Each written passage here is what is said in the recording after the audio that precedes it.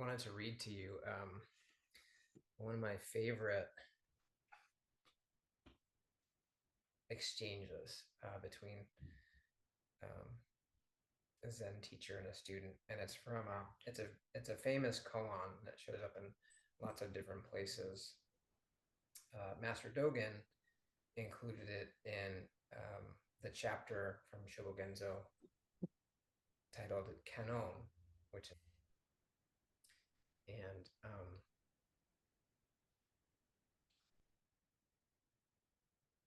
I really like this particular exchange, and I'll explain why in a minute. Great Master Ungan Muju asked Master Shuitsu of Dogozan Mountain, "What does the Bodhisattva of great compassion do by using her limitless, abundant hands and eyes?" So, if you've seen statues of Avalokiteshvara, one of the popular depictions of her is having all the arms and hands, and in each palm there's an eyeball. And in some of the cooler statues, she's holding tools and medicine bottles and all these other sort of objects that might be used to alleviate suffering. So, Great Master Ungan asks, "What does the Bodhisattva of great compassion do by using her limitless, abundant hands and eyes?" Dogo says, "She is like a person in the night reaching back with a hand to grope for a pillow."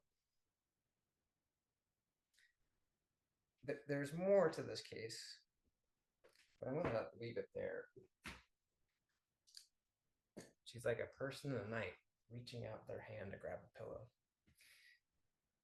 In Zen, darkness is actually is associated with enlightenment, non-duality. So in the dark, really dark, you can't differentiate anything. When we let go of concepts of self and other, good or bad, right or wrong, we can actually experience reality for what it is and attend to suffering. And then, like a hand reaching out in the darkness, offer assistance.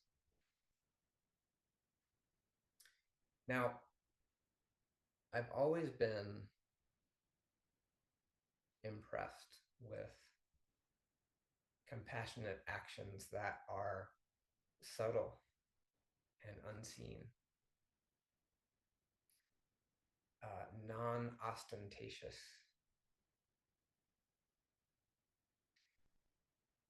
Sometimes compassionate action like that is sort of like the roux in a soup. It's there and it thickens it, but you don't taste it. Or like the clear epoxy that holds two huge metal beams together. But you might never see it. It might not ever be acknowledged or noticed. And if you are a compassionate person and you are one who practices the way, and you're more and more successful at being subtle with your responses to suffering, they will go unnoticed. And sometimes your contributions will be outshined. And sometimes that might hurt.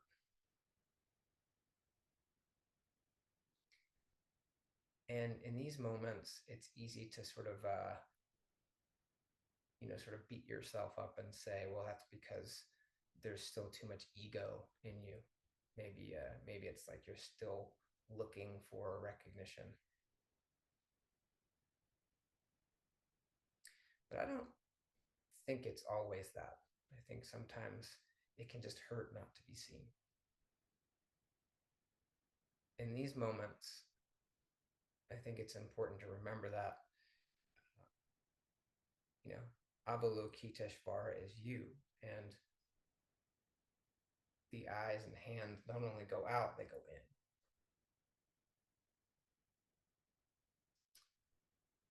So when we're not appreciated, when our actions, which were never intended to be done for appreciation, are unnoticed and it hurts, this is a time that we can come back to reaching those hands inward, being there for ourselves. We only have this life, our life that we live, and each one of us has to live our life alone in a lot of different ways. We can be together, but the circumstances of our lives are ours alone to face. And if we are in the habit of looking for comfort and validation outside of ourselves, that's duality.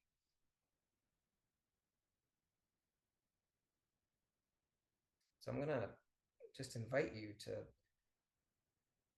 when you notice maybe moments when your contributions are unappreciated or undervalued or not seen at all, and it hurts, and your mind wants to beat you up and say it's wrong to have those feelings. Just like a pillow reaching for a pillow in the night, see if you can just acknowledge to yourself that, yeah, it hurts. It's okay.